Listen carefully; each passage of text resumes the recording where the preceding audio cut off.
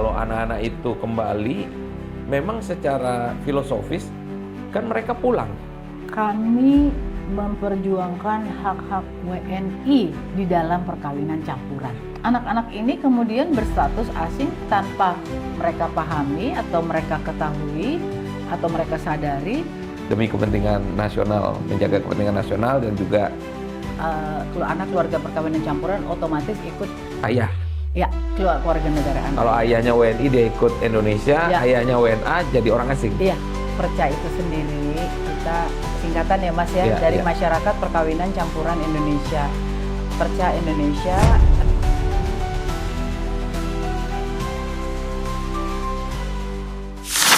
Kembali di Pojok Warga, kali ini kita akan menjumpai Ibu Rulita Anggreni. Beliau adalah Ketua Umum Masyarakat Perkawinan Campuran.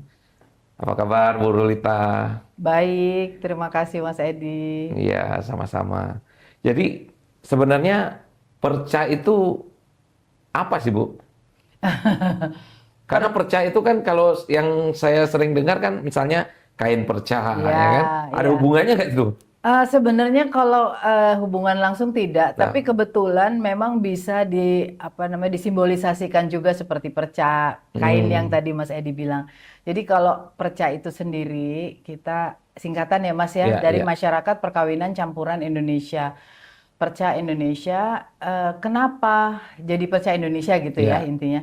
Ya karena memang di dalam Undang-Undang Perkawinan kan ada definisi khusus ya, bahwa perkawinan antara WNI dengan WNA itu memang definisinya adalah perkawinan campuran. Perkawinan Gitu. Ya, campuran. jadi memang ada istilah-istilah lain, Iya. perkawinan antar bangsa atau Iya. antar negara atau apa, tapi definisi hukumnya memang perkawinan campuran. Jadi itu yang kita langsung adopsi di dalam nama organisasi. Nah, kalau kain perca tadi sebenarnya saya bilang simbolisasi. Ya sama juga sebenarnya di dalam perkawinan campuran. Sebenarnya perkawinan apa aja ya Mas Iya. ya.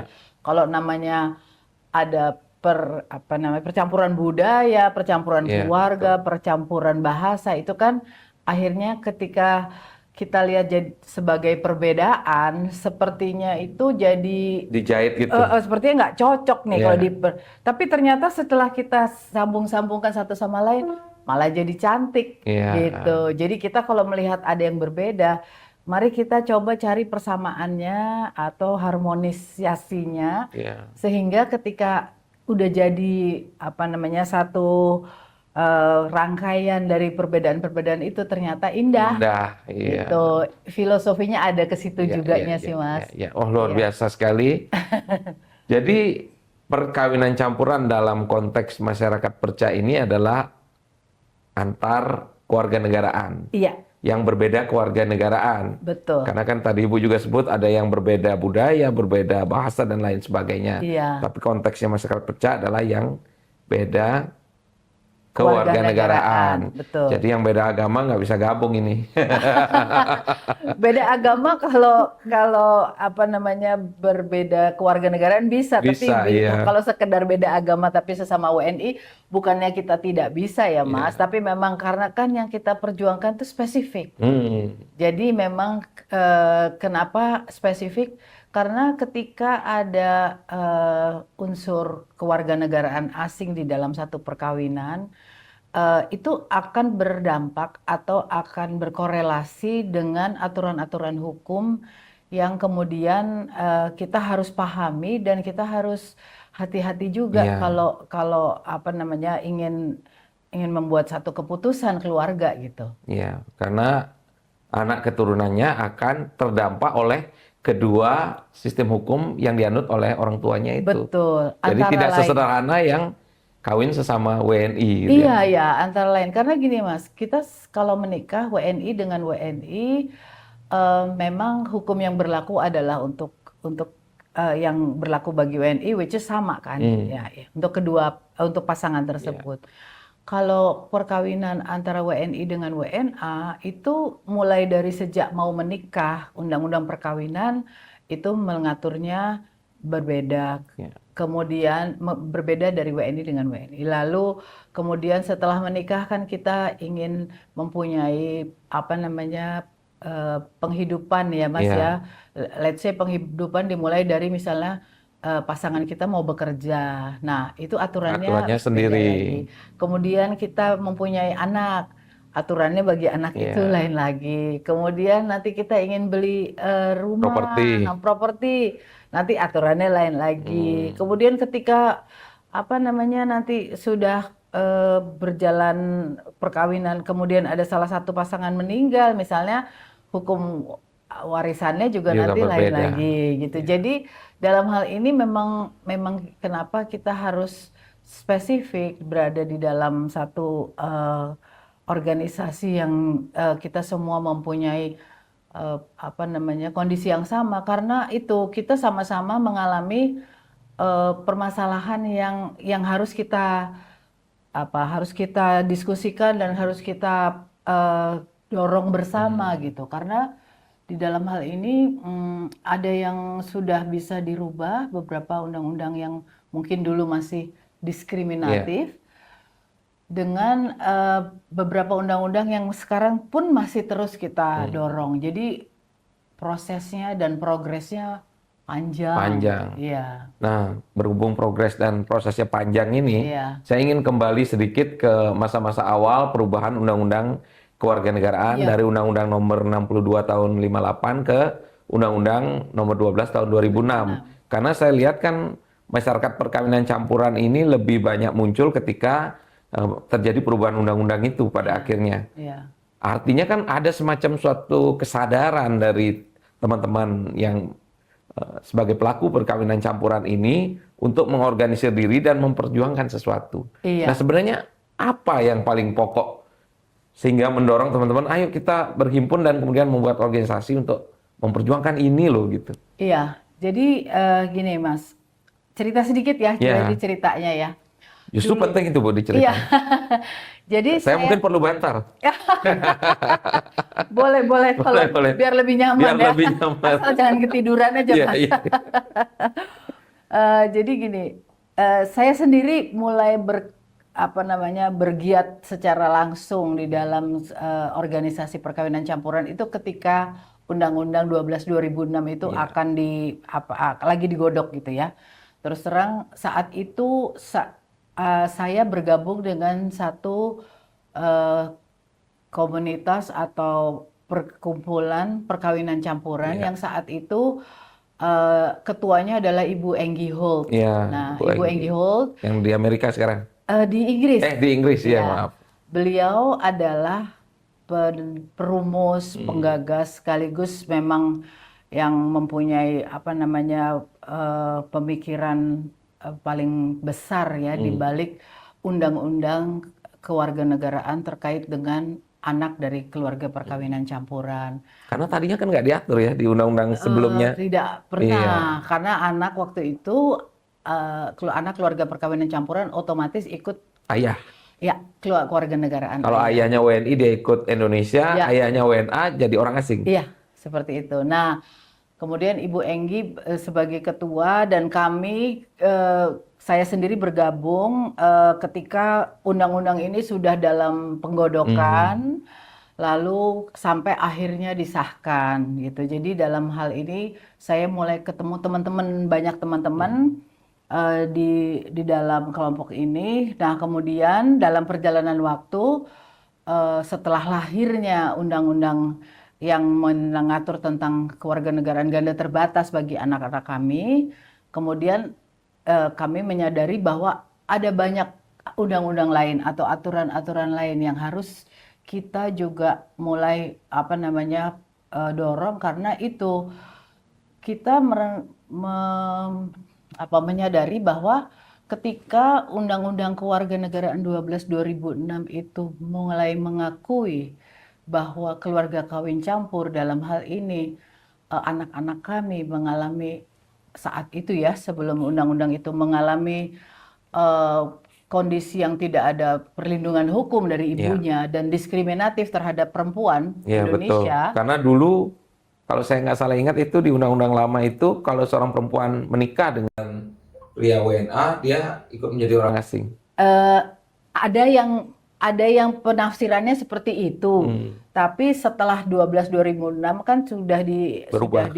sudah ditetapkan bahwa itu hanya berlaku apabila memang si perempuannya diwajibkan tapi dia menolak gitu. Ya, bisa menolak. Bisa menolak gitu. Setelah itu. Iya. Kalau yang 6258 harus. Nah, itu ada dua penafsiran saat itu, Mas. Tapi memang ada kejelasan akhirnya bahwa ketika itu berlaku di 12/2006, selama perempuan yang menolak atau tidak mengambil itu, maka dia tetap WNI gitu. Nah, kembali lagi, jadi setelah Undang-Undang Kewarganegaraan 12/2006 itu, kami kemudian menyadari bahwa masih banyak nih dan kita harus mulai memperjuangkan satu persatu, karena memang akhirnya dengan adanya aturan tentang kewarganegaraan ganda terbatas bagi anak-anak kami, juga mulai ada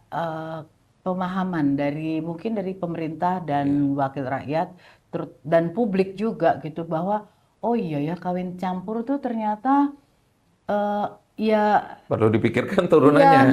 dan ternyata memang bagian dari masyarakat Indonesia juga gitu, yang dalam hal ini kita juga perlu mendapatkan perlindungan hukum, juga perlu mendapatkan perlakuan yang setara, terutama kenapa? Karena kami ini kan masih WNI gitu. Kami kan punya hak-hak yang juga harus dipenuhi. Masa sih hanya karena kami menikah dengan warga negara asing, terus kami ikut-ikut diperlakukan seperti orang asing gitu. Jadi makanya itu yang menjadi landasan akhirnya kita membentuk Perca Indonesia gitu. Jadi setelah undang-undang itu kita kumpul bersama, yuk kita bikin, karena kita merasa di Perca Indonesia ini dengan perkumpulan yang baru ini, maka kita bisa lebih misi dan visi yang sama tuh bisa kita rangkum bersama dan kita jalan sebagai fondasi kita bersama-sama ketika menjalankan organisasi gitu, Mas. Jadi awalnya di situ, terus setelah Undang-Undang Kewarganegaraan kami sosialisasi ya. Sosialisasi ke anggota. Iya, kalau sosialisasi itu udah kita lakukan dengan sangat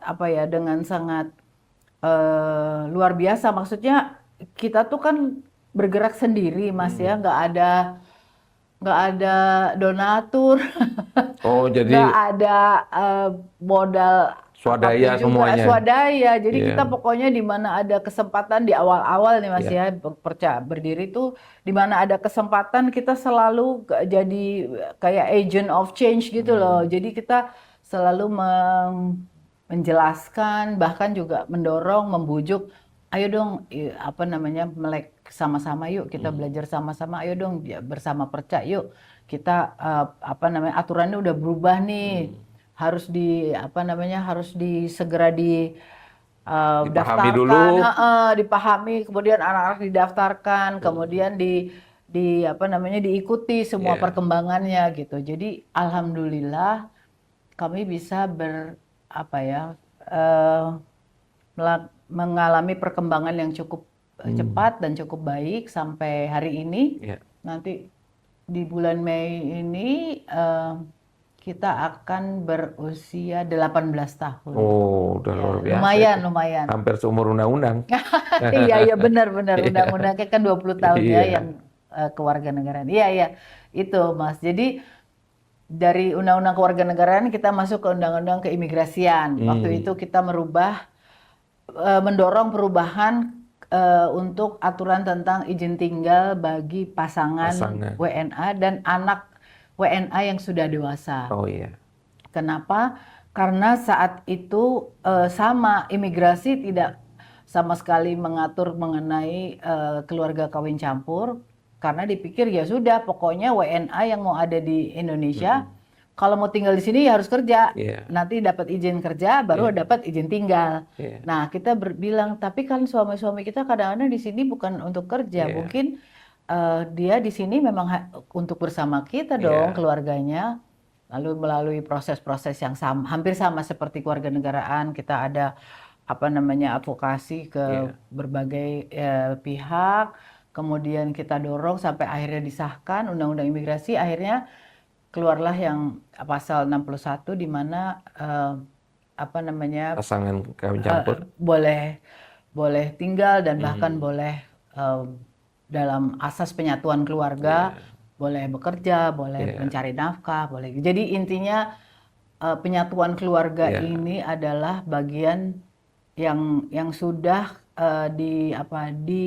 apa tuh Mas kalau istilah hukumnya sudah dibakukan di dalam aturan yang jelas bahwa memang persyaratan maupun apa namanya kondisi yang diberlakukan itu berbeda. Berbeda dengan orang asing. Iya, Iya. dengan orang asing yang Memang cuma murni bekerja ke sini iya, gitu ya. iya. Kan berbeda memang. betul. Karena dia mempunyai hubungan tertentu dengan WNI itu kan, ikatan perkawinan. Iya, betul. Nah, yang saya tertarik juga untuk bahas itu, Bu, ketika 2006 awal itu, Iya. kan tentu di berbagai daerah ini ada pelaku-pelaku perkawinan campuran. Responnya bagaimana ketika itu, Bu? Kan Perca kemudian mengadakan sosialisasi, tentu sasarannya masyarakat perkawinan campuran, Iya. agar mereka paham ada perubahan undang-undang dan agar mereka tahu apa yang harus dilakukan kepada anak-anaknya. Iya. Nah, itu responnya bagaimana, Bu? Karena saya rasa setelah itu tentu Perca makin tersebar begitu ya. Betul. Jadi dulu itu walaupun sudah ada HP, Nah, iya sudah betul. ada Saya itu, lupa tadi.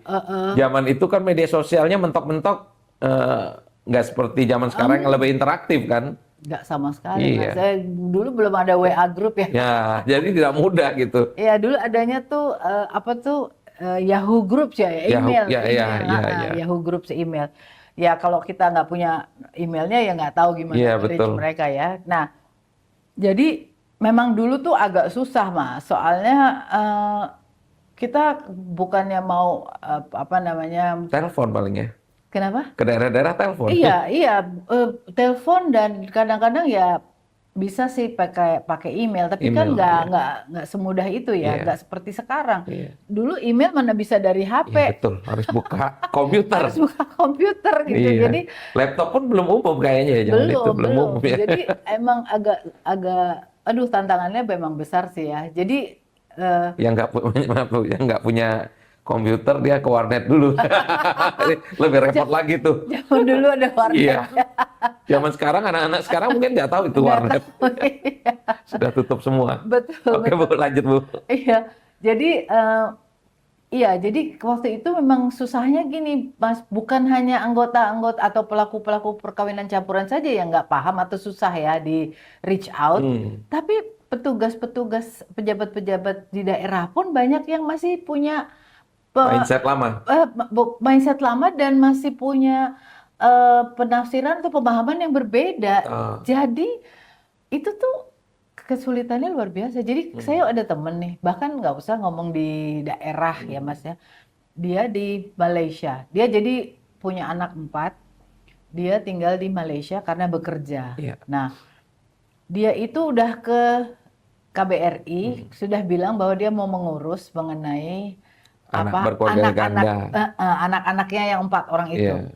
Petugas KBRI-nya masih tidak Bingung. paham, bingung dan akhirnya dia sampai putus asa. Dia bilang ya udah deh nanti aja saya urus kalau saya balik ke Indonesia deh.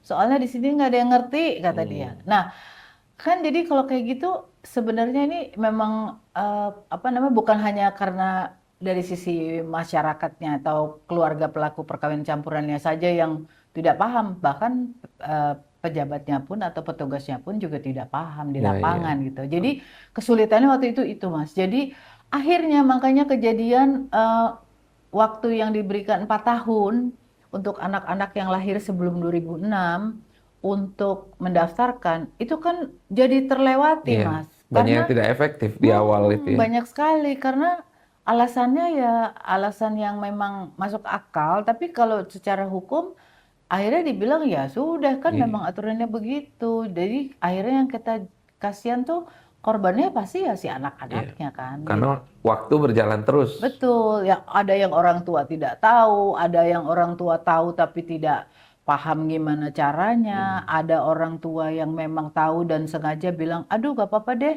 anak saya nggak usah diurus. biar aja dia jadi asing. Asing. Padahal sebenarnya kalau kita menyayangkannya adalah itu kan adalah fasilitas yang Iya, diberikan, hak yang diberikan. Jangan memikirkan dari sisi orang tuanya saja, tapi dari si anak. Kalau anak itu diberikan penuh haknya yang memang sudah disiapkan atau disediakan, artinya kan anak itu akan punya opsi yang lebih iya, banyak gitu betul. loh Mas. Itu. Jadi ya gitu, jadi akhirnya kesulitan yang paling utama adalah masa 4 tahun itu, Hmm, yang akhirnya banyak terlambat. melahirkan anak-anak yang luput, Hmm. ya terlambat. Luput dari pasal yang mewajibkan mereka untuk mendaftarkan diri sebagai objek anak berkeluarga negaraan ganda. Betul. Sehingga ketika selesai, ya menjadi orang asing. Iya, betul. Jadi itu adalah apa namanya konsekuensi yang harus dipikul oleh si anaknya gitu ya. Dan kalau saat ini perca sebarannya di mana aja, Bu? Yang Nah, paling banyak di mana gitu?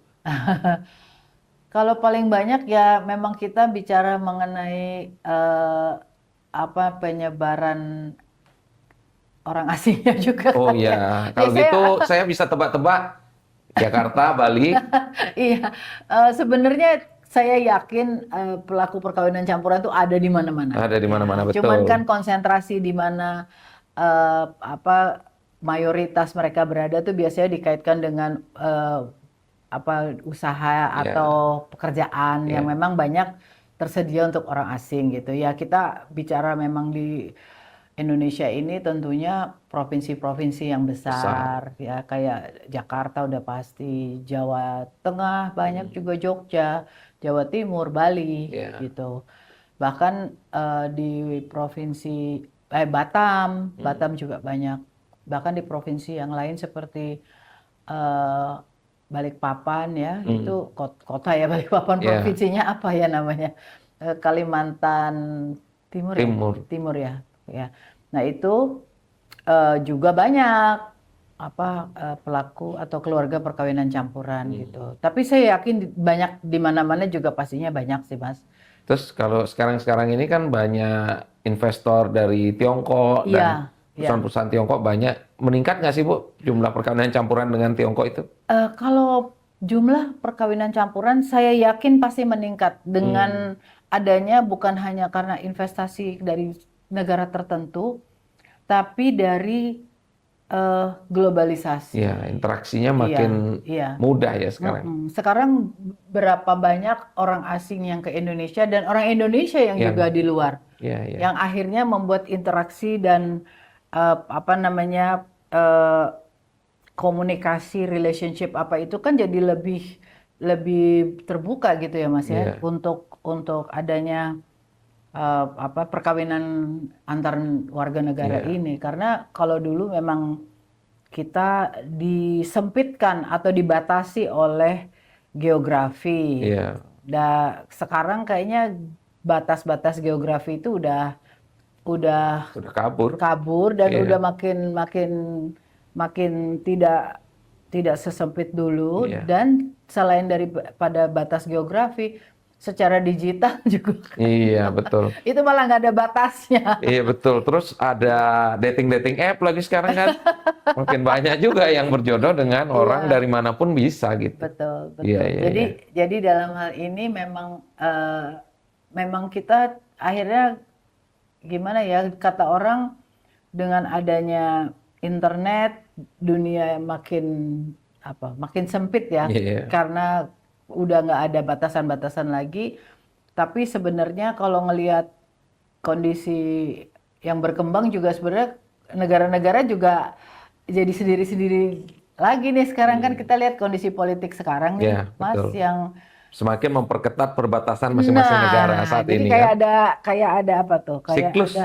siklus Iya, atau ada kayak ironisnya juga iya, gitu loh. betul. Sementara di satu sisi kita nggak ada batas, tapi sekarang nih mulai dibatas-batasin Batasin lagi lagi. juga nih. Nah, Iya. ini saya rasa peran aturan hukum akan sangat penting ya. Hmm, Karena betul. di sini nanti kita pasti akan terdampak gitu kalau kalau tidak memahami bahwa misalnya eh, kayak bagaimana mengatur perkawinan campuran yang eh, akan sangat mobile. Hmm. Jadi kalau Dia dulu bisa tinggal di sini, bisa juga tinggal di Amerika atau di mana. Nah, misalnya Itu. pasangan dari WNI sama warga negara Amerika, tapi tinggalnya di Perancis, anaknya menikahnya di Nah, mana, iya itu. anaknya lahir di mana, karena mereka mobile. Iya, Nah, itu bagaimana aturan hukum itu tetap dapat melindungi? iya betul. Ya, Akan semakin kompleks gitu pengaturannya ya. iya. Ya makanya jadi kita juga selalu aktif di dalam ada apa namanya bukan hanya kesulitan ya, tapi juga apa namanya kasus-kasus yang memang terjadi baru hari-hari ini atau akhir-akhir ini yang dulu nggak pernah kejadian dan mungkin dulu nggak kepikiran kan untuk diatur. Iya Nah, betul. makanya kita dengan adanya kondisi-kondisi atau problema-problema yang timbul di belakangan hari ini yang antara lain menjadi fokus Perca untuk kita selalu sampaikan kepada pembuat kebijakan. Karena buat kita yaitu memang dengan adanya perubahan zaman harus selalu ada Penyesuaian-penyesuaian. penyesuaian. Iya Betul. betul. Setelah Perca kemudian sudah melakukan sosialisasi dan undang-undang ini berjalan hampir Dua- sudah nih ya, Udah 20 tahun sih. sudah 20 tahun Agustus nanti. Iya, betul. Itu di dalam masyarakat perkawinan campuran sendiri akhirnya bagaimana Bu? Apakah persoalan-persoalan selesai atau muncul persoalan-persoalan baru yang membutuhkan pengaturan-pengaturan yang baru lagi? Karena kan 20 tahun ini sudah ini. Jadi sudah dipraktekkan undang-undang itu kan Bu? Iya, iya. Gimana Bu? Kalau persoalan tuh kayaknya nggak pernah berkurang, yang pasti bertambah. Kayaknya hidup Iya. kayak gitu ya. Hidup kok persoalan melulu ya. Jadi Sudah dibuatin undang-undang yang ini maksudnya menyelesaikan, ada lagi hal baru yang luput. iya. Jadi memang dalam hal ini iya betul Mas. 20 tahun tuh ternyata kita Ya karena ini hal baru juga kan bagi kita. Bagi Indonesia kan hal baru juga. kayaknya baru Ternyata setelah gini, oh ternyata begini, ternyata begitu.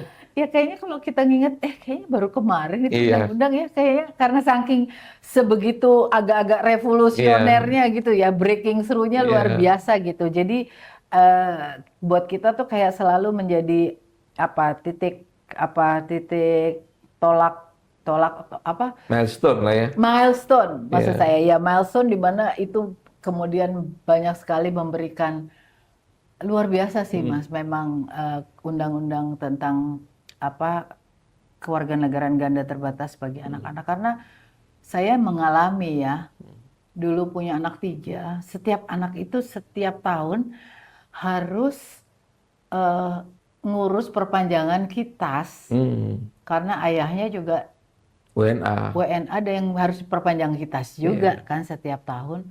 Terus kemudian lahir undang-undang itu yang buat saya, ya ampun anak saya jadi WNI juga Iya. sekarang gitu loh. Maksudnya saat mereka di umur-umur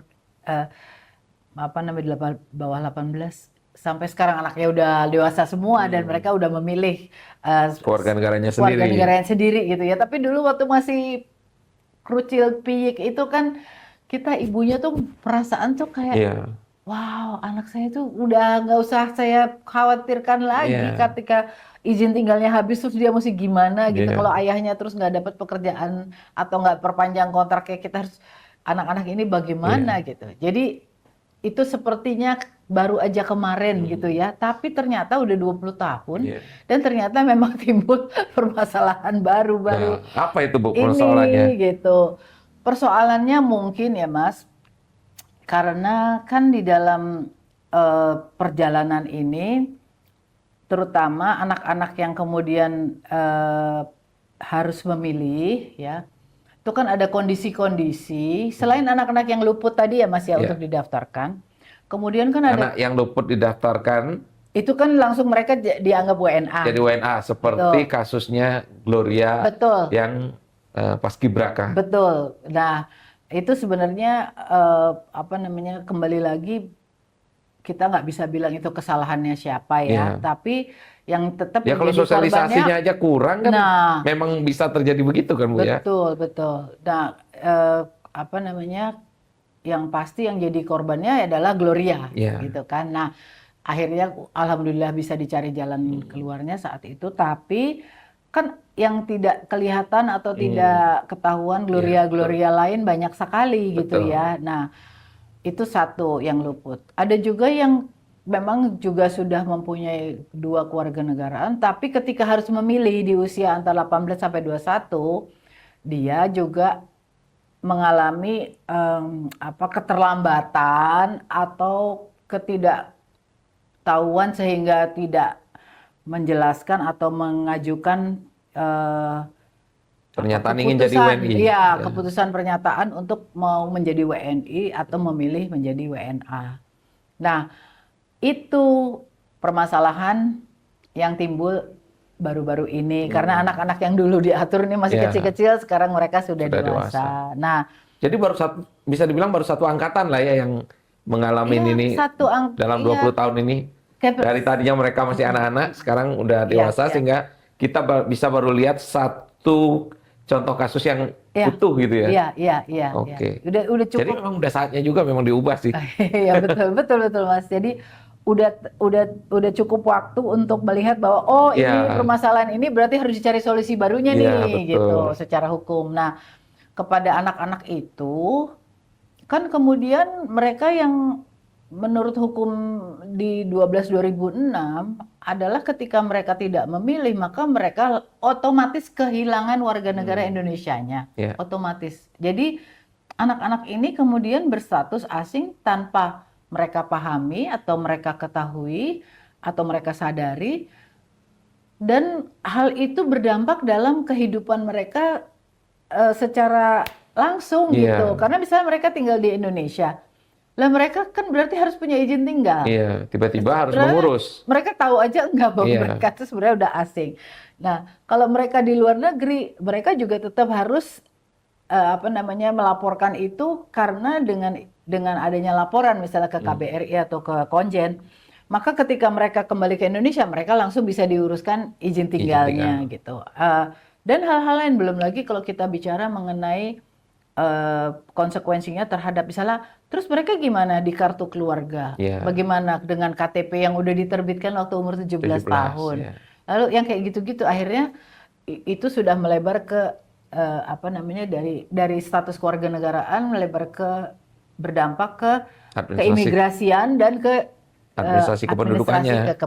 Kependudukan. Jadi hal itu yang akhirnya kemarin memang menjadi fokusnya Perca gitu, karena kebetulan memang ini kan lagi mau ada perubahan undang-undang lagi nih Mas, katanya sih prolegnas prioritas di tahun ini. Dan kemarin teman-teman Perca ini kan sudah ke Komisi 13 juga menyampaikan aspirasi dalam RDPU ya. Iya betul ya, jadi kita memang sudah menyampaikan secara langsung aspirasi kita. Kita juga sudah membuat fokus group discussion dengan para pakar, akademisi yang semuanya juga sudah memahami memang ini ada permasalahan atau ada kondisi yang memang harus dijawab atau diadres dengan aturan hukum yang lebih solutif gitu ya untuk permasalahan seperti ini. Kemudian kita juga sudah melakukan sosialisasi melalui akun-akun sosmed kami gitu mengenai pentingnya slogan kita itu adalah sekali Indonesia tetap Indonesia. Oh gitu. iya. Nah jadi di dalam Perca ini ada kelompok kerjanya. Mas Edi juga kenal, ada Ibu Juliani Lutan, betul. ada ketua sebelumnya. Iya, ada Ibu Enggi Holt dan teman-teman dari perwakilan, semua kita terlibat. Dan ternyata itu memang gimana ya Mas? Jadi kita kan karena dengan punya perwakilan di berbagai provinsi, kita ada di 9 provinsi plus di Singapura. Itu kita berhasil mengumpulkan berbagai belanja masalah lah mungkin ya. Ya, berbagai kasus, berbagai situasi kondisi yang dihadapi anak-anak yang akhirnya membuat permasalahan mengenai kehilangan kewarganegaraan Nah, Indonesia ini menjadi sangat penting untuk menjadi konsideran ya, menjadi pertimbangan ketika undang-undang yang baru ini nanti akan dibentuk gitu. Terutama terkait dengan bagaimana anak-anak perkawinan campuran ABG ya Iya. yang terbatas ini kemudian bisa tetap menjadi bagian dari Indonesia sehingga tidak secara otomatis atau langsung kehilangan warga negara Indonesianya ketika ada masalah-masalah administratif atau kondisi administratif yang sebenarnya tidak seharusnya mengalahkan substansinya bahwa dia adalah WNI, bahwa dia adalah orang Indonesia, anak Indonesia gitu. Jadi yang utamanya konsep itu ya Mas ya. Jadi sekali Indonesia tetap Indonesia adalah kan Indonesia ini menganut ius sanguinis. Artinya pahamnya adalah keturunan, ya kan, hubungan darah. Nah, anak ini punya hubungan darah yang jelas. Betul sekali. Jadi tapi maaf Bu, saya potong sedikit. Kalau percaya ini apakah khusus perempuan atau ada laki-lakinya juga? Oh, ada laki-lakinya juga. Oh, ada laki-lakinya juga. Karena saya berapa kali ketemu kok, kebanyakan perempuan ya, belum pernah ketemu anggota yang laki-laki. Iya, mungkin kebetulan formasi perkawinan campuran memang lebih banyak perempuan Indonesia dengan laki-laki asing. Memang kebanyakan begitu. Tapi kalau laki-lakinya pasti ada di banyak apa namanya provinsi kita juga ada bapak-bapaknya juga aktif juga Mas. Cuman memang ya kalau ibu-ibu mungkin suaranya lebih kencang ya. Lebih kencang karena semangatnya lebih militan gitu ya. Dan kita juga tentunya dalam hal ini karena sebagai mayoritas di dalam perkumpulan, jadi tentu kelihatannya lebih banyak lebih dominan. Lebih dominan. Jadi itu satu tadi Bu ya, soal bahwa anak hasil perkawinan campuran ini yang memiliki hak berkewarganegaraan ganda terbatas itu di undang-undang yang baru itu harus ditekankan bahwa mereka sebenarnya adalah anak WNI. Iya, mereka adalah WNI atau bangsa Indonesia atau anak Indonesia, orang Indonesia, whatever, tapi mereka Indonesia, bagian dari Indonesia. Jadi begitu mereka sekali Indonesia, mereka harusnya tetap Indonesia. Ketika ada kejadian atau ada kondisi di mana mereka secara administrasi terancam atau akhirnya kehilangan, quote unquote kehilangan ya, maka itu seharusnya dikedepankan dulu keindonesiaannya dia, bukan kemudian serta-merta nggak bisa. Pokoknya kamu telat sehari atau telat 2 hari kamu udah warga negara asing. Nah, itu kan artinya tidak menghargai atau tidak memuliakan keindonesiaannya dia gitu loh. Tidak menghargai sanguinisnya kita. Exactly. Padahal sebenarnya kan anak ini juga kalau ditanya nih Mas, mereka ini ya mereka mau jadi WNI, ya mereka ingin di sini. Anak-anak ini kebanyakan lahir di sini, besar di sini, sekolah di sini, keluarganya di sini. Mamanya di sini kok. Nah, gitu. Terus tiba-tiba dikasih tahu, oh kamu udah WNA. Loh, gimana caranya gitu loh. Maksudnya ya memang ada secara administratif ada hal-hal yang memang tidak terpenuhi ya. Tapi kan kita harus kembali lagi, ini masalah kewarganegaraan seseorang loh. Ini identitas mendasar yang mempengaruhi semua aspek kehidupan dia. Iya betul. Gitu. Tiba-tiba dia kalau jadi orang asing, tiba-tiba nggak bisa bekerja di sini. Nah, siapa yang mau terima fresh graduate misalnya? Exactly. Iya kan? Iya, betul. Jadi itu maksud kami. Jadi dalam hal ini aspirasi yang paling utama dari Perca yang kami usung dan sudah kami ajukan kepada pembuat kebijakan adalah bahwa yaitu tadi sekali Indonesia tetap Indonesia. Jadi secara aturannya ya itu harus ditinjau lagi bagaimana agar kehilangan kewarganegaraan Indonesia itu tidak semudah itu karena kedaulatan Indonesia ini harusnya lebih besar daripada negara asingnya gitu. Sekarang kalau negara di luar itu susah sekali melepaskan kewarganegaraan. kewarganegaraannya dia sendiri. Kenapa Ya. ini Indonesia gampang Semudah sekali?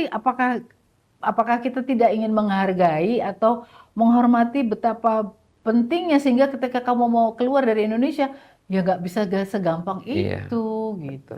Tapi untungnya saya beberapa hari yang lalu baca berita itu, kalau nggak salah Direktur AHU, Pak Widodo, Iya, itu entah dirjennya entah Pak direkturnya, saya lupa itu. iya. Ada pernyataannya di media bahwa di RUU baru nanti kehilangan itu termasuk yang diperketat. Memperoleh dan kehilangan itu akan diperketat agar demi kepentingan nasional, menjaga kepentingan nasional, dan juga salah satunya yang kehilangan itu diperketat maksudnya adalah tidak akan semudah itu Oke. orang hilang. Bagus itu ya kalau gitu ya. artinya ada perkembangan yang cukup positif itu. Iya, benar. Artinya mereka sudah bicara-bicara nih. Aspirasi dari Perca artinya sudah masuk itu. Betul, betul. Karena kan ada juga yang misalnya kalau berada di luar negeri 5 tahun tidak Tidak melapor, melapor, ya. itu juga kehilangan kayak gitu. Buat Kasihan tuh TKW, nah buat saya, TKI. buat kami ya di Perca, ya mungkin harus ada tetap let's say masa transisi atau apalah itu yang membuat si administrasi ini bisa diluruskan atau dibereskan tanpa harus orang itu menerima konsekuensinya langsung gitu loh, Mas. Iya. Ya, Apalagi kalau ada kewajiban-kewajiban misalnya harus datang ke KBRI. Padahal luas sebuah negara betul. kan tidak sempit misalnya, anggaplah Jakarta gitu ya. Iya, Jakarta iya, sudah iya. luas tapi nggak sesempit ini juga gitu. Iya. Kalau namanya negara bisa jadi dia bekerja di ujung sana, Iya, iya. KBRI cuma ada satu, Iya. ya dia belum tentu sempat untuk mengurus misalnya beliau bekerja gitu, TKI Iya. gitu ya. Atau nggak usah jauh-jauh di Malaysia, Iya. kerjanya di perkebunan sawit di tengah hutan, Iya. tiba-tiba harus ke Kuala Harus Lumpur. Kuala Lumpur, ya, Belum betul. tentu. Dia di Malaysia tapi yang di kepulauannya itu yang di Kalimantan. Iya. Ya kan bisa. Itu kan kadang-kadang memang Iya. harus ada juga aturan yang membuat hal-hal administratif ini menjadi bisa dilakukan mungkin jarak jauh atau bagaimana lah ya. Iya. Apalagi sekarang kan kalau di kependudukan sudah ada namanya IKD, Iya. Identitas Kependudukan Digital. Kalau dia warga negara Indonesia, kalau dia ke luar negeri sudah punya IKD, mungkin itu bisa menjadi jalan keluar gitu untuk Iya. mengurus, nggak harus datang gitu ya. Betul. Setahu kami memang sebenarnya sih pemerintah Indonesia sudah beberapa punya digitalisasi ya untuk itu. Kayak KBRI itu punya Peduli WNI. Ya, Peduli Nah, WNI. itu juga untuk segala-gala urusan seharusnya udah bisa. Cuman ya itu tadi Mas, masalahnya kan ketika ada satu layanan atau satu akses yang bisa digunakan, tapi orangnya tetap nggak tahu secara hukum, Nah, iya. aturannya nggak tersosialisasikan Iya. dengan baik, kan akhirnya juga jadi tidak bisa memanfaatkan itu ya. Mhm. Walaupun saya akui bahwa willingness atau Kehendak politiknya lah sudah ya dari jelas. pemerintah itu udah jauh lebih baik lah ya Iya. sekarang. Jadi kalau ada satu aturan baru atau kebijakan-kebijakan yang mengalami perubahan secara teknis, misalnya sekarang kalau dulu kan kalau mau mengurus visa itu atau izin tinggal harus langsung datang, sekarang bisa lewat Sistemnya ivisa.imigrasi.go.id itu. Iya. Nah, kayak itu sekarang pemerintah jauh lebih baik sih. Mereka aktif. Perca juga sering diundang. Jadi Perca ini memang akhirnya menjadi salah satu mitra pemerintah. Iya. Karena user langsung ya. Karena user langsung ya. Iya. Jadi kita menjadi mitra pemerintah ketika pemerintah mau mengadakan misalnya ke keimigrasian, Bu, bisa nggak kami mau datang nih, mau ada sosialisasi mengenai ini, tolong diundang anggota Perca, kita Iya. dengan senang hati. Jadi kami dalam hal ini juga memang sebagai mitra, makanya kita kalau ke pemerintah kami datang sebagai pihak yang bukan hanya memberikan atau meminta satu perubahan atau mendorong satu aspirasi, bukan hanya itu gitu, Iya. tapi kita juga datang dengan feedback, dengan masukan, dengan input, karena ya itu kita tuh berada langsung Di grassroots. di grassroots. Iya, melihat persoalan nyata dari Betul. aturan-aturan yang diterapkan kan begitu. Betul. Iya, iya. Jadi ada timbal baliknya juga. Kita nggak hanya datang dengan Pak, kami minta ini supaya dirubah ini. Ya nggak juga seperti itu saja gitu. Kita juga datang dengan feedback yang positif maupun yang negatif sehingga itu menjadi masukan yang konstruktif Hmm. buat pemerintah gitu. Terus kalau selain hal itu, ada aspirasi Perca lain nggak yang terkait dengan RUU kewarganegaraan ini? Nah, RUU ini aspirasi yang satunya lagi adalah untuk masalah pewarganegaraan, Mas. Oh, Ya, jadi oke. pewarganegaraan itu dari Naturalisasi ya. naturalisasi. Jadi dari pengalaman kita kemarin, jadi ternyata memang apa namanya aturan pewarganegaraan ini menurut kami masih agak lucu, tapi nggak lucu sih. Jadi maksudnya gini, ketika orang asing akan menjadi warga negara Indonesia, orang asing murni itu dikenakan diterapkan satu persyaratan Ya. dan satu proses tertentu ini Ya, ya. misalnya tinggal 5 tahun berturut-turut, 10 tahun Betul, tidak berturut-turut, betul. memiliki pekerjaan, Iya, bla bla bla ya, gitu ya. ada hal-hal yang harus Ya, dipenuhi. prosedural yang harus dipenuhi. Oke. Prosedural. Nah, kemudian selain itu adalah ada perbedaan untuk orang asing yang menikah Orang asing dengan oke. WNI. Ya, Oke, dipermudah itu tentunya. agak dipermudah Iya. karena di situ antara lain persyaratannya lebih mudah dan biayanya juga lebih murah. Oke. Jadi ada perbedaan jauh lebih murah, biayanya nggak sampai sepertiganya dari yang orang asing murni.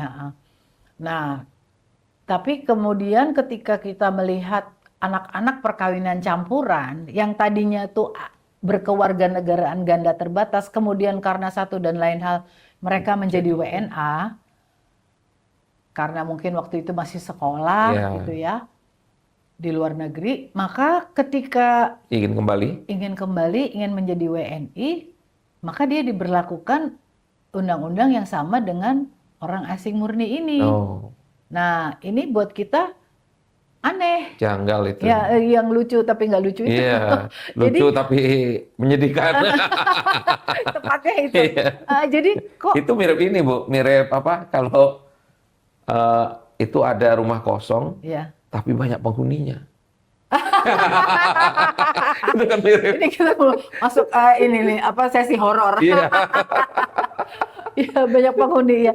Jadi kita berpikirnya loh kok gitu karena dianggap anak-anak ini masuk, pokoknya mereka tuh masuk koridornya tuh kalau orang antrian tuh antrian WNA murni, yang ini antrian WNA yang menikah kawin campur. Iya. Jadi anaknya malah lebih susah dari bapaknya dong. Biayanya juga lebih mahal dari bapaknya. Maksudnya padahal bapaknya nggak ada Indonesia-Indonesianya tuh. Iya kan? Ini ada Indonesia-Indonesianya. Betul.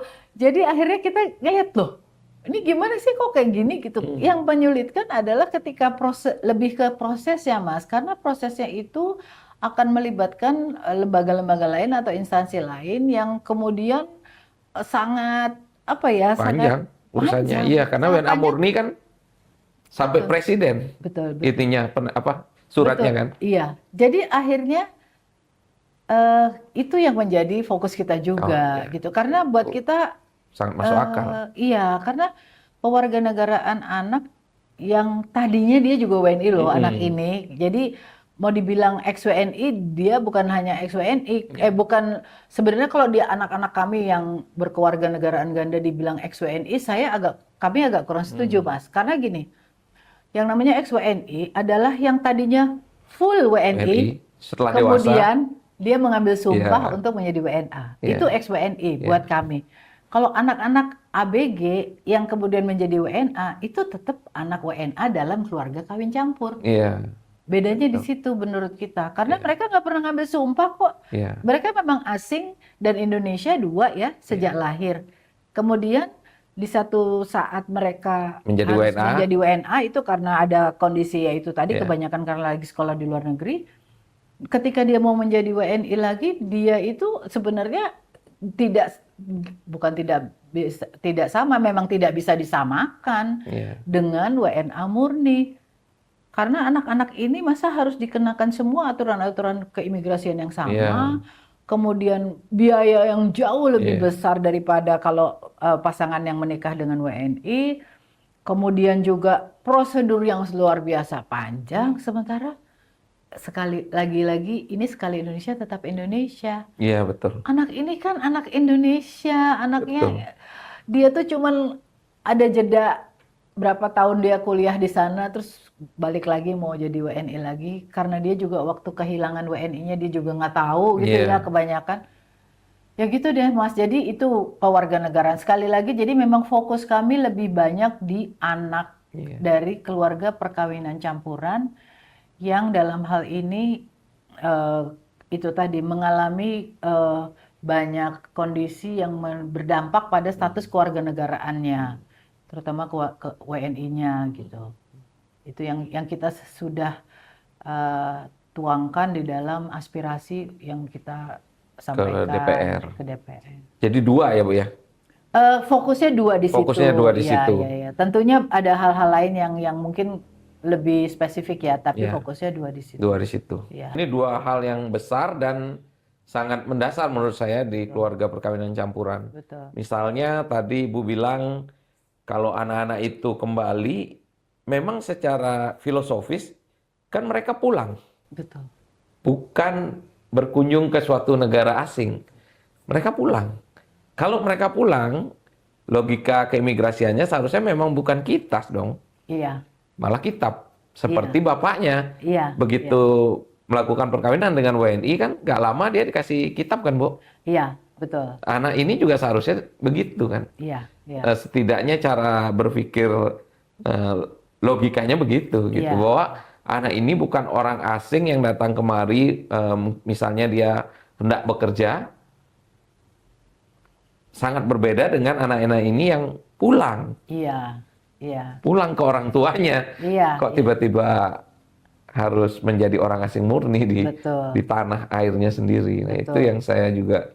saya sepakat itu, Bu. Iya, iya. Dan Mm-mm. itu ya kita berharap itu bisa bisa masuk di dalam Sudah masuk prolegnas kan? eh, seharusnya sih kalau secara yang kemarin saya diskusikan secara agenda sudah ya, Hmm, maksudnya prolegnasnya sudah, cuman kan ini tahapan-tahapan pembahasannya ya, sudah sampai mana itu kita juga masih update terakhir, katanya RUU-nya itu harus disubmit oleh pemerintah ke Komisi 13. Tapi 13. saya nggak tahu sudah atau belum karena DPR lagi reses kan. Nah, kemarin itu jadi saya nggak tahu, tapi belum belum maksudnya belum terupdate lagi, tapi ya itu harapannya ini bisa didorong sehingga tahun ini sekaligus merayakan Hmm, 20 tahun 2 dekade undang-undang kewarganegaraan. kewarganegaraan yang cukup eh, breakthrough-nya cukup besar itu bisa kembali melahirkan atau membuat satu terobosan baru Ya, lagi, betul. karena dalam hal ini kita melihat ini adalah anak Indonesia. Iya, betul. Janganlah diasing-asingkan anak kita, janganlah dilihat bahwa ini anak hanya dari papernya, oh kamu WNA karena kamu nggak mendaftar atau kamu, Hmm, janganlah seperti itu. Lihatlah lebih dalam ke secara psikologis ya, dan historis anak ini, dan ya itu karena substansinya dia itu sendiri adalah yang bagi kami lebih penting dan lebih utama sesuai dengan asas kewarganegaraan, yaitu ius ya sanguinis. sanguinis, ya betul. Gitu. Ius soli di Indonesia kan hanya kasus tertentu. Betul, Anak yang orang tuanya tidak diketahui keberadaan dan asal-usulnya. betul. Hanya untuk itu. Iya, iya, iya. Bahkan kalau berita terakhir itu usulan Presiden Donald Trump misalnya di Amerika kan, mereka mau ius sanguinis juga. Iya, Ius soli misalnya murninya tuh mau mau di dia hapus malah. Jadi kalau itu konsekuensinya ke Indonesia agak mengurangi kerumitan kita juga. Karena kan ada kasus-kasus orang Indonesia pasangan Iya, dua-duanya WNI kuliah di sana punya anak di situ. iya. Pulang ke Indonesia tanpa mereka sadari anaknya WNA. Nah, Mas, itu yang menurut kita itu salah satunya itu. Ya, Maksudnya gini, harus dipahami dia bagaimana WNI dulu.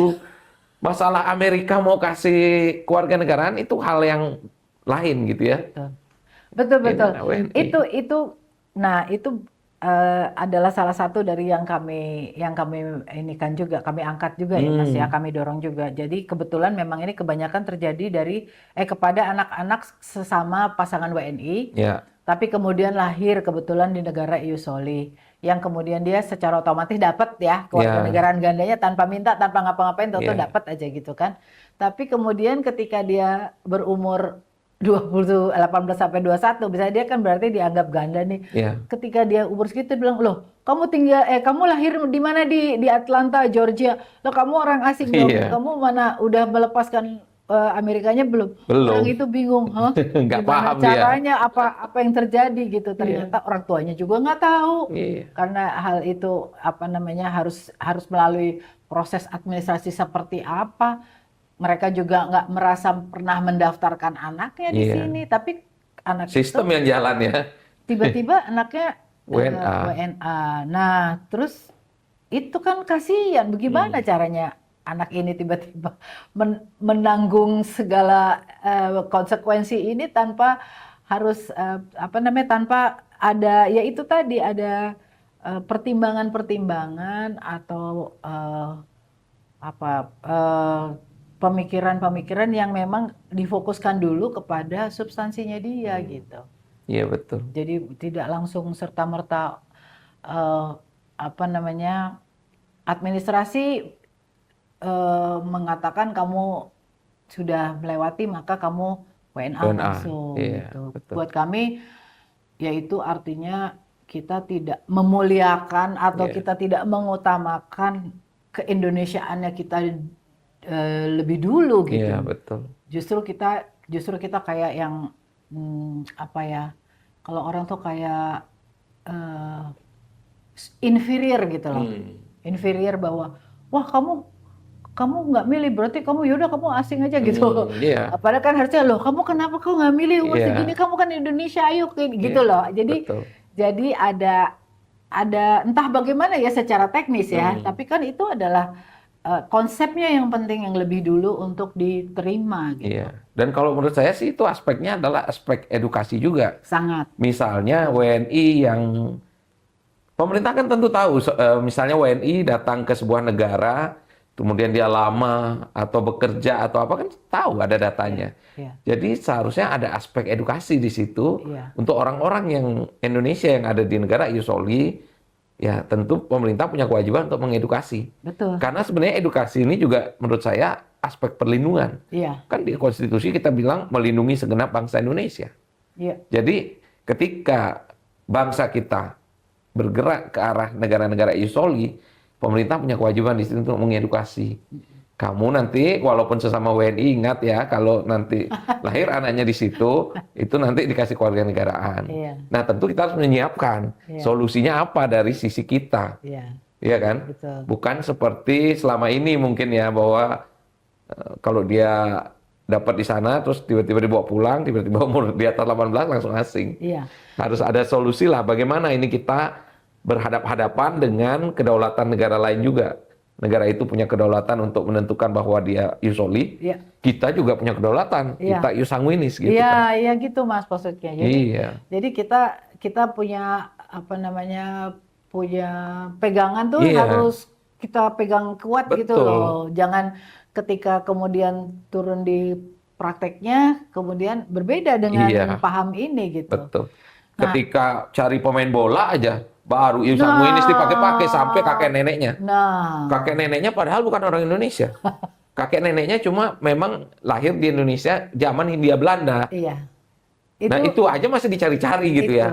Itu. Seharusnya kan seperti itu kita melindungi Betul. warga negara Indonesia ini. Iya. Nah, makanya Iusoli yang sesama WNI itu memang oke lah, itu memang harus diedukasi dan Iya.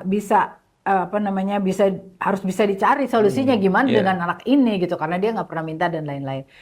Yang kasus lainnya yang mungkin agak sama tapi berbeda, tapi yang lebih kasihan adalah yang anak ibu, Mas. Anak ibu karena Jadi, karena- perkawinannya tidak sah. Iya, perkawinannya tidak sah. Maksud tidak dicatat Tidak secara dicatatkan, hukum, ya. tidak dicatatkan.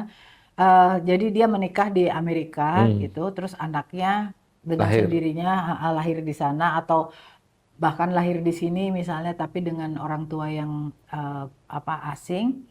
Anak ibu kan harusnya kan WNI. WNI gitu Iya. ya. Tidak ada sangkut pautnya sama. Tapi untuk anak-anak yang lahir di negara Yusoli, kan dia dengan sendirinya dapat tuh. Dapat ya. Nah, itu kalah anak ibunya sebagai WNI itu kalah dengan dia Iusolinya. Iya. Karena padahal di undang-undang jelas-jelas menyatakan bahwa anak WNI yang lahir dari perkawinan yang tidak diakui secara hukum kan anak ibu. Iya. Tapi dia itu ada kasus-kasus yang dia kalah dengan Iusolinya karena dianggap tapi kan kamu lahir di Amerika. Lahir umur 2 tahun Dibawa balik ke pulang. Indonesia nggak pernah ke Amerika, Nggak pernah ke Amerika lagi, ya. Tiba-tiba di umur 21 dibilang kamu asing. Anak itu sementara udah punya KTP, udah pernah bikin paspor, Sekolah di sini. sekolah di sini, besar di sini, nggak pernah ketemu. Mungkin nada bicara aksen juga aksen daerah. Iya kan? Iya. Saya pernah ketemu itu. Iya. Yang aksennya Jawa sekali. Iya gitu ya Mas ya. Iya, beliaunya tinggal di Jogja dan ya itu sempat sempat kehilangan keluarga negara Indonesia juga. Iya itu. Makanya jadi kan loh, ini kan lucu. Gimana sih kok? Jadi buat apa Ius Sanguinis ibunya menjadi pedoman di dalam hukum kewarganegaraan, sementara Iusolinya bisa nyalip di tikungan gitu loh ibaratnya Mas. Padahal dia secara sosiologis, secara faktual, dia tinggalnya di Indonesia, tidak pernah lagi keluar negeri. Dan memang tidak ada perkawinan antara tidak ada perkawinan dengan orang Amerika itu kan. Nggak gitu. ada. Hanya kebetulan lahir di Amerika. Betul. Jadi itu yang juga kasus itu ada. Jadi banyak sekali jenis kasusnya ini ya. Iya, makanya kita harus punya pegangan. Percaya ingin bilang kalau memang undang-undang ini berpatokan atau berkiblat pada Ius Sanguinis, maka itu yang dikedepankan. Iya, betul. Sekali Indonesia tetap Indonesia dulu. Iya. Itu yang menjadi mindsetnya dulu, yang menjadi rohnya dari aturan-aturan berikutnya. Itu batang tubuhnya harus itu. Nah, baru setelah ini, tapi kalau gimana dengan ini? Nah, oke, ini. Kalau itu bisa jadi pegangan, maka kesannya jadi konsisten. Konsisten, melindungi semua. Melindungi, gitu. Jadi nggak akhirnya antara satu sama lainnya kan jadi bertabrakan ini. Iya, betul. Kalau nggak kita pegang itu Ius Sanguinis. Gitu. Ya kalau saya ibaratkan mungkin tadi Ibu bilang kan ada pandangan itu seolah-olah mereka hanya sisi WNA-nya yang dilihat. Ya. Padahal mereka separuhnya WNI kan. Betul. Itu kan mirip-mirip gelas yang setengah kosong setengah isi. Iya, benar. Ya, mereka ngotot setengah isi, yang satu bilang ini setengah kosong. Padahal intinya yang kita tahu harusnya, ini kopi, itu teh, gitu ya. Selesai itu. Iya. Jadi ini semua adalah WNI. Karena Ius Sanguinis, dia WNI. Maka ketika berhadapan dengan Iusoli, bagaimana solusi undang-undang berikutnya ini? Ketika dia berhadapan dengan kasus yang lain, bagaimana? Jadi perspektifnya memang melindungi. Iya, harus seperti itu. Melindungi semua melindungi segenap bangsa Indonesia. Iya. Mungkin lucu juga, bisa juga ya kalau kita bikin semacam kayak zaman sekarang tuh social eksperimen ya, suka kan social eksperimen. Kalau ngelihat anak kawin campur, misalnya kita lihat secara fisik, kamu secara fisik misalnya nih, ini ngobrol, ini omong kosong aja nih. Misalnya suruh secara fisik, orang tuh persepsinya dia lebih asing apa Indonesia sih gitu kali ya. Karena ini juga banyak kejadian di luar negeri, terutama di Amerika, ketika seseorang itu orang tuanya satu kulit hitam kulit putih. Dia tuh lebih dianggap mana? Dia hitam lebih apa putih? Hitam, gitu, kayak gitu. Jadi mungkin karena itu kali ya. Jadi ketika seseorang itu ada asing dan Indonesianya, kenapa kok dia ngelihat asingnya dulu? Iya betul. Itu. Kenapa? Kayak seolah-olah ada semacam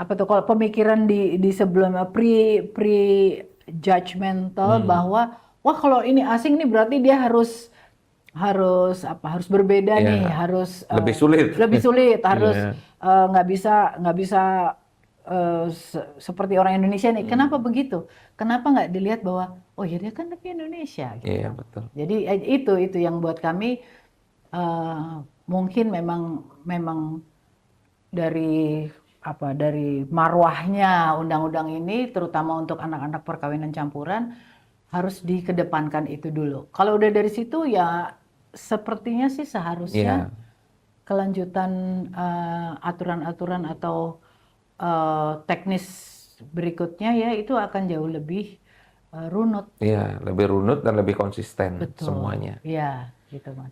Oke, sudah tanpa terasa mungkin hampir 1 jam ini, Bu. Dan kita Nah, belum minum ini, iya, tapi ya, diminum nanti aja. iya, Ya, itu hal-hal yang nanti akan dibawa ke DPR artinya, Bu, ya. iya, Dan insya Allah. harapan dari teman-teman Perca ketika nanti ada undang-undang yang baru itu apa, Bu? Ya, tentunya ini kita sebenarnya udah cukup lama ya, Mas. Jadi memang kita tuh gini, di Perca itu kita tuh kayak orang yang mempunyai orang bilang tuh kita bawa bawa beberapa gembolan lah ya ibaratnya. Hmm. Yang ini imigrasi, yang ini tenaga kerja, yang Oh, ini ya. apa namanya Dalam berbagai isu lah ini ya. kewarganegaraan, ini Ya, ya, dukcapil. ya. Jadi kita tuh banyak Ya. Tapi sebenarnya, core-nya kewarganegaraan ya. iya, core-nya kewarganegaraan pasti. Nah, nah semuanya ini kita kita bawa masing-masing karena maksudnya kita bawa semua tapi punya masing-masing kompartemen Ya, gitu. Karena memang satu dan lainnya itu saling berkaitan. berkaitan. Misalnya kewarganegaraan harus beres, harus sesuai dengan apa yang bisa menjadi solusi ya harapannya buat Ya, kita. Eh, Kenapa? Karena kalau dari kewarganegaraan nanti kita harus masuk ke keimigrasian, ya. harus ke tenaga kerjaan, ke administrasi kependudukan dan lain-lain gitu ya. Nah, makanya kalau tadi dibilang Percak nih gimana aspirasinya ya tentunya di dalam hal ini karena kaitannya dengan yang lain-lain itu banyak, Mhm. maka harapan kita yaitu undang-undang kewarganegaraan bisa benar-benar menjawab permasalahan yang tadi sudah Ya, kita bicarakan. Kenapa? Karena anak-anak kita ini, Mas, memang harus dilihat sebagai anak bangsa yang punya potensi, ya, punya peran di dalam nanti ikut membangun Indonesia kok, iya, betul. gitu loh. Mereka nih adalah anak-anak yang eh, sangat apa ya? Kita nggak bicara nasionalisme ditentukan oleh kewarganegaraan kan, Iya. gitu ya. Kita bicara bahwa di dalam eh, apa namanya diri anak ini ada semacam titipan dari kami-kami Hmm. juga sebagai orang tuanya gitu loh. Hmm. Kita mengajarkan, mendidik mereka dengan nilai-nilai keindonesiaan Ya. yang sebegitu kita tanamkan sehingga sampai kapanpun anak ini adalah anak Indonesia. Hmm. Makanya ketika mau menjadi WNI, ya Mbok ya di apa namanya dilihat dari itu tadi Ya. asas apa yang memang diberlakukan bagi anak ini. Atau ketika jadi WNA, ya Mbok ya diberikan apa namanya perlakuan yang berbeda Dengan WNA ketika yang murni. ketika dia akan melakukan berbagai kegiatan di sini Hmm. ataupun pewarganegaraan dari WNA yang murni karena ya itu tadi gitu loh. Mari harapannya rangkullah anak-anak ini. Kalau kita kayak ibu ya, anak kita pergi, orang tua lah nggak usah hanya Hmm. ibu ya, anak kita pergi, terus satu hari dia pulang kan kita pasti nomor satu kita Iya. rangkul, aduh nak, ayo masuk, aduh Iya. kamu balik, aduh aku kangen, yuk masuk, kan pasti gitu. Iya, betul. Kan kita nggak ngelihat anak di pintu, aduh kamu udah bukan tinggal Iya. di sini lagi, kamu udah janjian belum, kamu udah Iya. ini belum, kan nggak gitu loh. Nah maksud kita rangkul dong anak-anak kita apapun eh, apa status kewarganegaraan mereka atau apapun apa kegiatan atau aspirasi yang mereka ingin lakukan di Indonesia ketika mereka kembali dengan mengedepankan yaitu tadi, ini nih anak Indonesia, jadi dia sekali Indonesia tetap Indonesia. Gitu. Itu harapan kita untuk RUU yang sekarang. RUU yang Selain daripada karena ini sangat penting untuk menjadi landasan dari yang lain-lain, undang-undang yang lain, juga ya karena memang ini kita udah 20 tahun, ya ibaratnya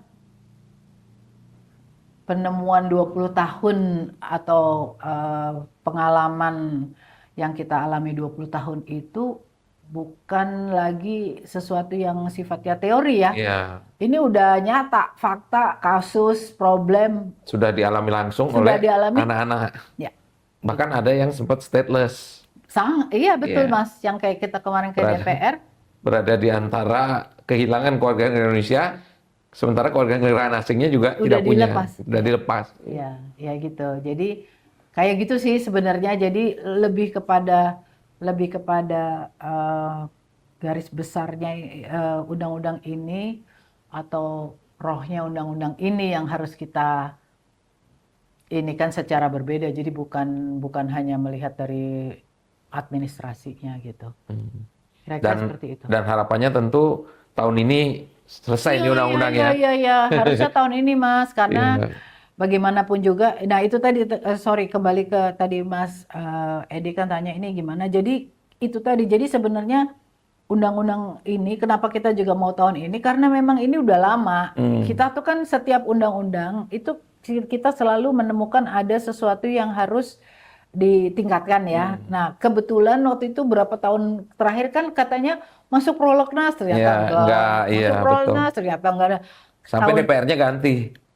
Iya benar. Iya kan? Iya. Sampai DPR ganti karena presidennya ganti juga Iya. waktu itu ya. Nah, jadi kita itu sekarang udah dapet informasi bahwa ini masuk prolegnas prioritas. Prioritas. Harusnya selesai tahun ini. Harapannya seperti itu. Harapannya. Saya nggak tahu kondisi politik akan seperti apa, tapi ini seharusnya memang benar-benar menjadi apa namanya tahun di mana undang-undang ini sudah dirubah gitu. Jadi, karena selain daripada ini juga ada undang-undang lain sih Mas, cuman yaitu kalau Tenaga kerjaan, terus apa tadi tuh? ketenaga kerjaan, ada administrasi kependudukan, bahkan ada hukum perdata internasional. Iya. Itu luar biasa juga Jadi nanti soal warisnya segala macam. sama semua Mas. Jadi untuk soal misalnya terjadi perceraian hak asuh Iya, anak iya, bagaimana, kalau ada penculikan anak kayak Nah, itu gitu. belum diatur.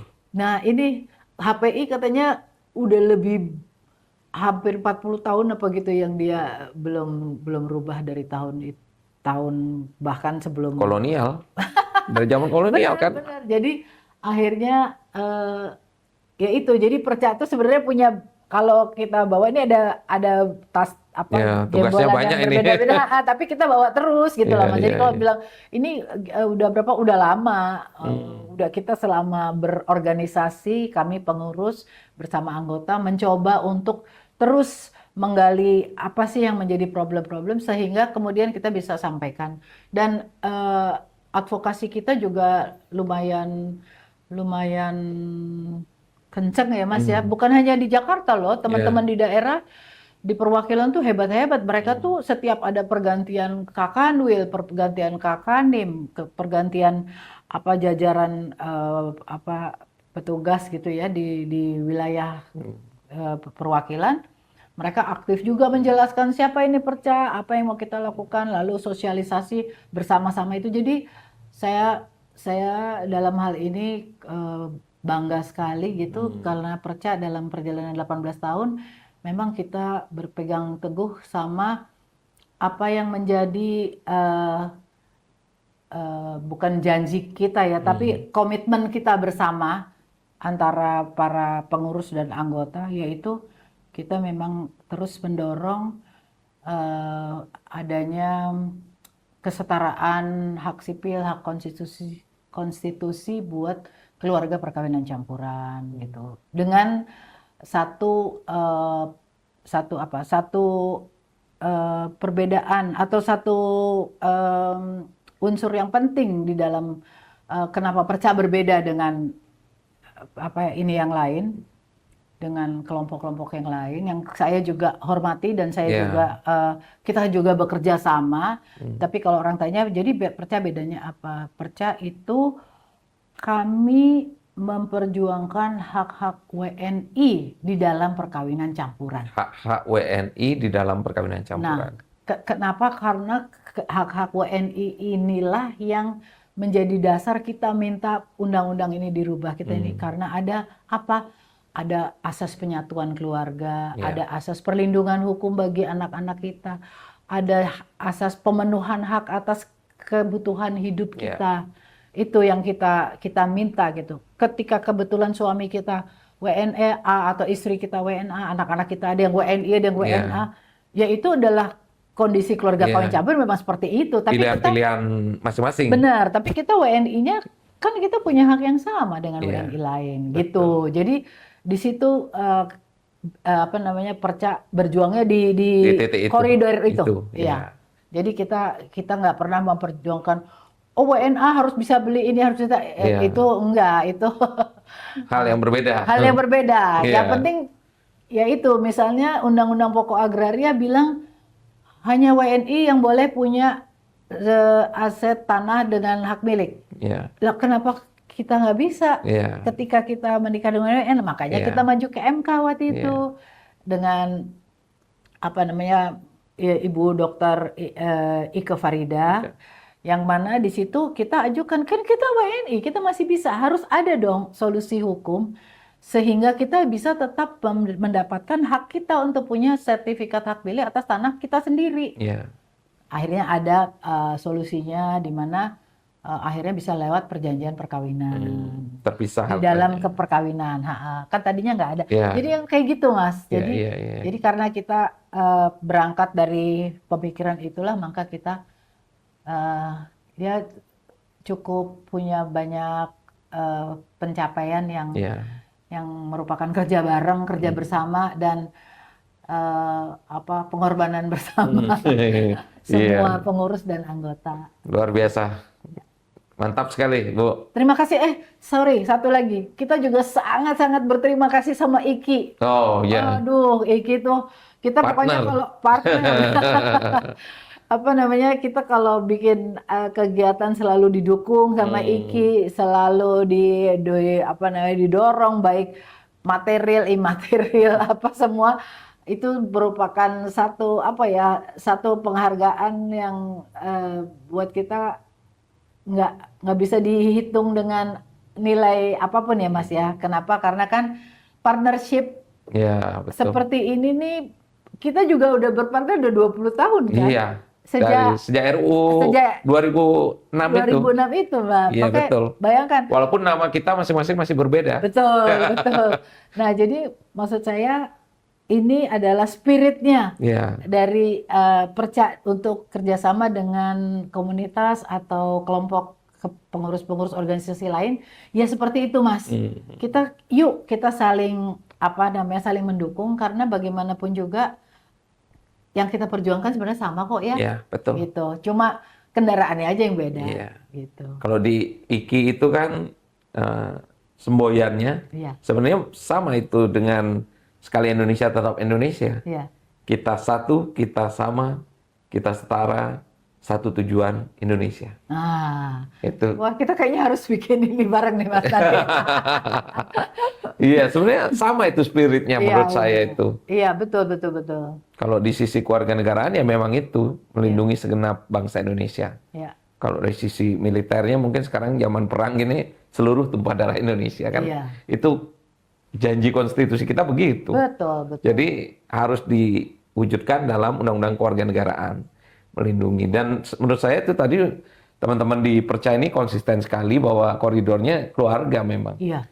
Keluarga WNI di dalam keluarga itu bagaimana? Itu yang mungkin memang belum banyak diatur ketika 2006 lalu gitu ya. Iya. Karena kita pada saat itu baru fokus pada harus ada ganda terbatas untuk anak-anak. Iya. Itu aja. Belum kepikir konsekuensinya ini apa, nanti terjadinya bagaimana. setelah 20 tahun kita bisa lihat semua Iya, dinamika dan persoalannya, Ibu ya. betul. Ya bisa dipahami lah saat itu memang masih barang baru Iya, lah ya barang baru ibaratnya. belum pernah ada. Nah, tapi kan setelah 20 tahun, oh kita Iya, bisa kasih apa namanya feedback, oh kayak iya. gini loh gitu. Jadi Dan apa yang dikumpulkan Perca mungkin kasus-kasusnya bisa dibukukan gitu, Bu. iya, Itu seharusnya sangat bisa ya Mas menarik ya. itu. Iya, iya, iya. Berbagai dimensi yang terjadi, Iya, baik yang seperti tadi, terus ada satu anak Australia saya pernah wawancara itu yang iya, bahkan iya. dia belum pernah ke Australia, tapi dia menjadi warga negara Australia, dia bingung juga. Dan dia nggak pernah kemana-mana, dia di Indonesia. Ya itu ironis ya Mas. Ironis itu. Iya, Jadi, nah itu yang menurut saya kita juga berharap apa yang diperjuangkan Perca juga hal yang sama diperjuangkan oleh IKI iya, itu bisa mewujud di Undang-Undang Kewarganegaraan yang baru. iya. Ya salaman dulu dong Mas. Salaman dulu, Iya. biar sah ya. Terima kasih banyak Ibu Sama-sama, Rulita terima kasih. atas waktunya. Demikian Pojok Warga kali ini bersama Ketua Umum Masyarakat Perkawinan Campuran Indonesia, Rulita Anggreni. Terima kasih.